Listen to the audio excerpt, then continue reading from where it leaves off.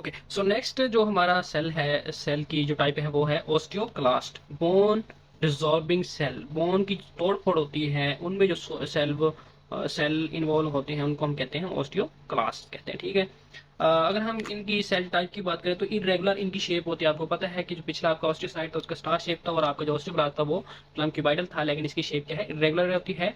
और इसके जो बॉर्डर्स होते हैं वो रफ एंड बॉर्डर होते हैं। ठीक है। अगर हम इसके जो साइटोप्लाज्मिक वैक्यूल्स या वेजिकल्स की बात करें तो इनमें टाटारेट रेजिस्टेंट एसिड फास्फेटेज होते हैं इनके वेजिकल्स में। वाई हम इनको इनके वेजिकल्स की क्यों बात कर रहे हैं और इस स्पेसिफिक टाटारेट रेजिस्टेंट एसिड फास्फेटेज की क्यों बात करें, क्योंकि ये जो मल्टी न्यूक्लिएटेड जाइंट सेल्स होती हैं, क्योंकि ये एक तो ये कि मल्टी न्यूक्लिएटेड होता है। ये कौन सा होता है, मल्टी मल्टी न्यूक्लिएटेड होता है, यानी इसमें एक से ज्यादा न्यूक्लियस होते हैं। और ये मल्टी न्यूक्लिएटेड होता है तो लेकिन जो पिछले आपके ओस्टियोसाइट था वो भी सिंगल न्यूक्लियस था, और आपका जो ओस्टियोब्लास्ट था वो भी सिंगल न्यूक्लियस था। इसमें जो ओस्टियोब्लास्ट है ये मल्टी न्यूक्लिएटेड है। अब हमने बहुत सारे सेल्स पढ़े हैं जो मल्टी न्यूक्लिएटेड हैं, ठीक है ना। हमने इनमें से एक डिफरेंशिएट करना है, ओस्टियोक्लास्ट कौन सा है, तो हम इसको डिफरेंशिएट कर सकते हैं उनमें एक वेजिकल की बेस पे। और वेजिकल में अगर इसमें टार्टरेट रेजिस्टेंट एसिड फास्फेटेज होगा तो इट मींस ये क्या हो जाएगा, आपका ओस्टियोक्लास्ट हो जाएगा। कौन से वाला, मल्टी न्यूक्लिएटेड वाला, ठीक है ना, जॉइंट सेल हो जाएगा। अब इसके अलावा अगर हम बात करें, इसमें एक और चीज होती है कि house shape lacuna. What is house shape lacuna, ठीक है ना। इसको हम इधर से समझ लेते हैं कि सपोज मैं कहता हूँ कि ये एक बोन है, ठीक है। इस बोन के ऊपर आना, इस बोन के ऊपर इस बोन के ऊपर जो है ना आया ओस्टियोक्लास्ट आया, ठीक है ना। मैं इसकी इरेगुलर शेप होती है, मैं अभी इसको मैंने सर्कुलर बना दिया सिर्फ समझाने के लिए। ओस्टियोक्लास्ट आया और इसने जो है इसने जो है ना, ये बोन थी सारी। इस ओस्टियोक्लास्ट ने आके यहाँ पे बोन की रिजॉर्प्शन की, ऐसे ये बोन की रिजॉर्प्शन इसने कर दी। अब ये जो बोन रिजॉर्प्शन की वजह से ये जो स्पीसीज क्रिएट हुई हैं, ये स्पीसीज किसने क्रिएट की, ये सारी ये स्पीसीज जो क्रिएट हुई हैं, आपको व्हाइट नजर आ रही है इस रेड में, बोन रिजॉर्प्शन की वजह से ये जो स्पीसीज क्रिएट हुई है बेसिकली किसने की, आके ओस्टियोक्लास्ट ने। इन स्पीसीज को हम कहते हैं हाउस शेप लेकुना। इन स्पीसीज का जो क्रिएट हुई है, किसने क्रिएट किए हैं, आपकी ओस्टियोक्लास्ट ने। इनका एक स्पेसिफिक नेम रखा गया जिनको हम कहते हैं हाउस शेप लेकुना, ठीक है ना। What is house shape lacuna, species create by the osteoclast, ठीक है ना। In spaces created by osteoclast, ठीक है ना। तो इन स्पेसिस को हम कहते हैं हाउस शेप लेकुना। इसके अलावा अगर हम बात करें ओस्टियोक्लास्ट की, तो ये मल्टी न्यूक्लिएटेड होता है। आपको पता है कि ये इसके न्यूक्लियस पड़े हैं सारे, ब्लैक कलर में मैंने शो किए हुए हैं न्यूक्लियस, ठीक है ना, ठीक है ना। और इसके अलावा अगर हम इसकी शेप की बात करें तो इरेगुलर होता है। और इसका रफ एंड बॉर्डर का मतलब क्या है, इसमें थोड़ी सी छोटी छोटी डेंटेशन है इस तरह की, ठीक है ना। तो ये रफ एंड इसका बॉर्डर होता है। एक साइड से मैंने इसका जो है ना रफ एंड बॉर्डर जाहिर कर दिया है, ठीक है। ये जो रफर बॉर्डर होता है ना, इसमें ऑर्गेनेलिज नहीं होती। कौन सी ऑर्गेनेलिज, लाइक आपके माइटोकॉन्ड्रिया कम होते हैं, आपका जो है ना सॉरी क्या उसका नाम है, osteo sorry Golgi, rough endoplasmic reticulum, और जितनी भी ऑर्गेनेलिज हैं सेल की, इस रफर बॉर्डर के करीब जो है ना वो कम होती हैं, ठीक है ना, ठीक है ना।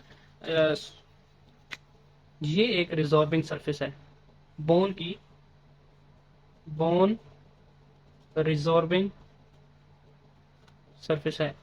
तो जिधर भी आपका ओस्टियोक्लास्ट बोन रिजॉर्बिंग सरफेस की तरफ होगा, उस बॉर्डर की तरफ जो है ना आपकी ऑर्गेनेलिज नहीं होंगी उस रीजन में।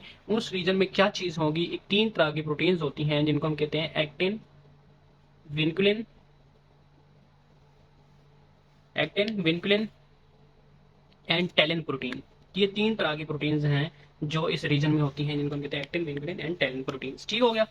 तो ये है जी। इसके अलावा what is ceiling zone and what is clear zone, दोनों एक ही चीज है, ठीक है ना। तो सीलिंग जोन क्या होता है, बेसिकली ये ओस्टियोक्लास्ट आया, ये एक बोन बोन थी, ये आपकी सारी ब्लैक में क्या है, ये मैं इसको सारा ही ब्लैक कर देता हूँ। ये आपकी बोन है, ठीक है। ये जो ब्लैक कलर में मैंने जाहिर किया ये बोन है आपकी। इस बोन के ऊपर जो ओस्टियोक्लास्ट आता है, बेसिकली अभी ये ओस्टियोक्लास्ट ट्रेवल करके आ रहा है बोन के ऊपर, इसने लगना है, ठीक है ना।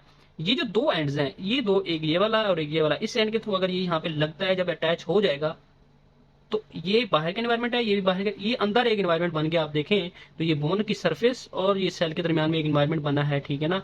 और इस एनवायरनमेंट को हम कहते हैं माइक्रो इन्वायरमेंट। इस एनवायरनमेंट को हम कहते हैं माइक्रो इन्वायरमेंट।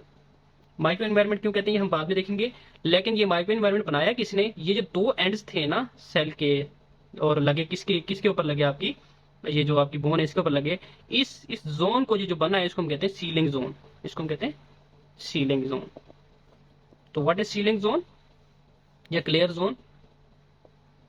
जब बोन अटैच हुई किसके साथ, आप सेल अटैच हुआ आपके बोन के साथ, तो एक जो जोन बना ये वाला जो सीलिंग जोन, जिसने अंदर का माइक्रो इन्वायरमेंट को सेपरेट कर दिया फ्रॉम द आउटर इन्वायरमेंट, इस जोन को हम कहते हैं सीलिंग जोन। ये वाला जो जोन है सीलिंग जोन है, ठीक हो गया। अच्छा, अब एक और टर्म है जी lamina limitans. What is lamina limitans? अब ये जो सीलिंग जोन है इसको हम थोड़ा सा रिजॉल्व करते हैं ताकि लेमिना लिमिटेंस को समझ सकें।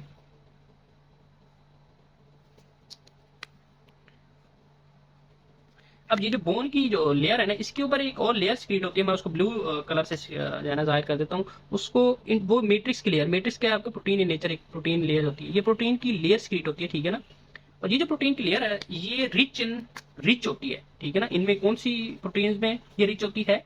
Bone sialoprotein, BSP, bone sialoprotein, and इसके अलावा होती है ऑस्टियोपोन्टेन प्रोटीन्स। ये जो दोनों प्रोटीन है ना बेसिकली, इनमें एक स्पेसिफिक तरह के अमाइनो एसिड्स होते हैं जिनको हम कहते हैं arginine, glycine, aspartic acid, amino acid, ठीक है ना। कौन कौन से? 3 तरह के होते हैं। RGD, ठीक है ना, ठीक है। ये जो RGD प्रोटीन्स होती हैं जिनमें 3 तरह के अमाइनो एसिड, स्पेसिफिक तरह के अमाइनो एसिड, सपोज मैं कहता हूँ कि ये एक प्रोटीन है ना, इनमें ये अमाइनो एसिड से मिलकर बनी है, इनमें 3 जो अमाइनो एसिड स्पेसिफिक होते हैं। कौन से? आर्जिनिन, आर्जिनिन एक अमाइनो एसिड है, अस्पार्टिक एसिड, और इसके अलावा ग्लाइसिन। अगर ये अमाइनो एसिड, क्योंकि इन प्रोटीन में, बोन सैलो प्रोटीन और ओस्टियोपोन्टिन में, ये 3 तरह के अमाइनो एसिड होते हैं, और ये अमाइनो एसिड हमने देखा कि ये इस लेयर में होते हैं, लैमिना लिमिटेंस में। अब ये देखें तो मैं इन प्रोटीन में, एक ये प्रोटीन है, इसके ऊपर ये जो है ना, एक ये वाला एंड में बना रहा हूँ अर्जिनिन का, और ये बना रहा हूँ अस्पार्टिक एसिड का, और ये बना रहा हूँ ग्लाइसिन का, ठीक है ना। तो ये 3 अमाइनो एसिड हैं। अब इन 3 अमाइनो एसिड में एक स्पेसिफिक चार्ज होता है, और ये स्पेसिफिक चार्ज जो है ना अट्रैक्ट करता है किसको?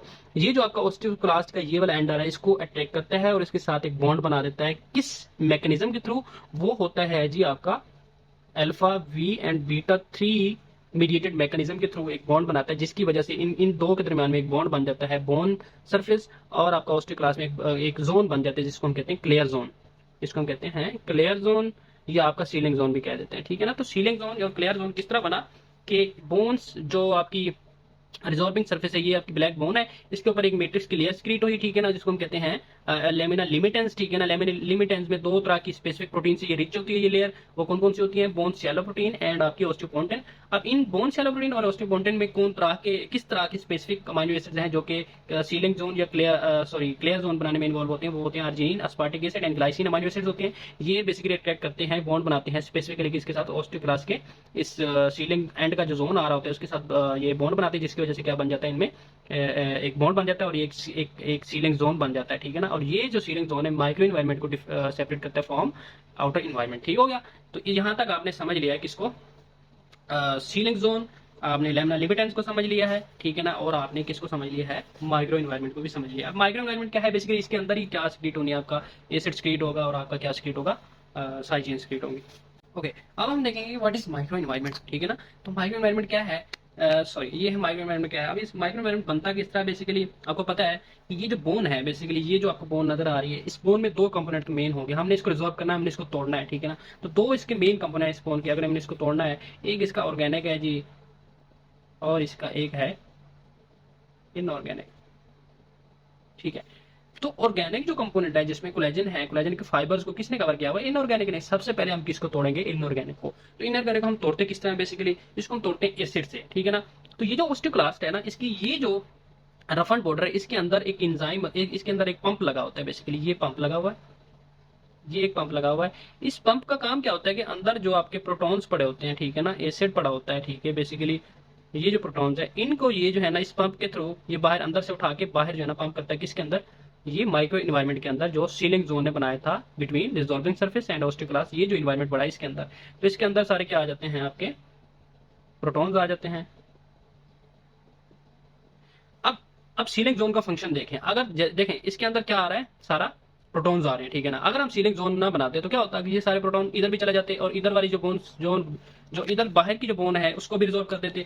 हमने क्योंकि इस जगह की बोन को रिजॉल्व करना था तो हमने प्रोटॉन भी इधर ही सिक्रीट करना था और इसके गिर्द जो है ना हमने सीलिंग जोन बना दिया ताकि यही जगह रिजॉल्व हो, क्योंकि हमने करना इसी को रिजॉल्व था, ठीक है ना। तो इस वजह से सीलिंग जोन का फंक्शन क्या हुआ कि हमने जो भी डिस्ट्रक्शन करनी है इस सीलिंग जोन के अंदर करनी है, माइक्रो एनवायरनमेंट में। ठीक हो गया। हमने बाहर तो नहीं करनी, पूरी बोन को तो रिजॉल्व नहीं करना ना, एक स्पेसिफिक जगह है उसको रिजॉल्व करना है, ठीक है ना। तो बॉडी में जो है ना आपकी पूरी बोन एक दफा रिजॉल्व नहीं होना स्टार्ट हो जाती, तो स्पेसिफिक पॉइंट्स होते हैं जहां पे रिजॉल्व होती है, फिर उसकी जगह उसके बाद में जो है ना उसकी फॉर्मेशन हो जाती है।